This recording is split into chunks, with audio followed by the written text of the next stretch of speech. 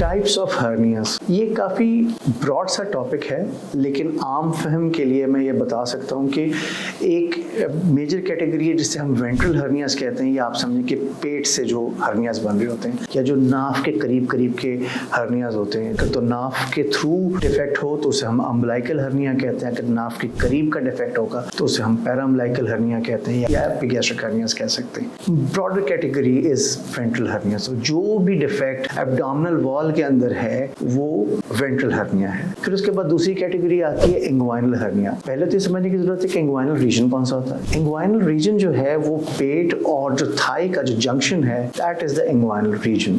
और इससे भी एक नीचे का एरिया होता है which is called the femoral area, और उसकी वजह से उसे फेमोरल हर्निया कहते हैं। तो जो इंग्वाइनल हर्निया है ये आमतौर पे मर्दों में ज़्यादा कॉमन होता है, क्योंकि ये ज़्यादा क्रॉनिक कॉन्स्टिपेशन या कॉफ की वजह से, स्मोकिंग की वजह से जो है खांसी ज़्यादा होती है, या पेशाब की रुकावट की वजह से भी होती है। जो कि एल्डरली एज के अंदर लोगों को प्रोस्टेट की शिकायत होती है, तो वो स्ट्रेनिंग करते हैं जिसकी वजह से उनको इंग्वाइनल हर्निया बन जाता है। या तीसरा, वेट लिफ्टिंग के साथ भी इंग्वाइनल हर्निया का इंसिडेंस ज़्यादा है।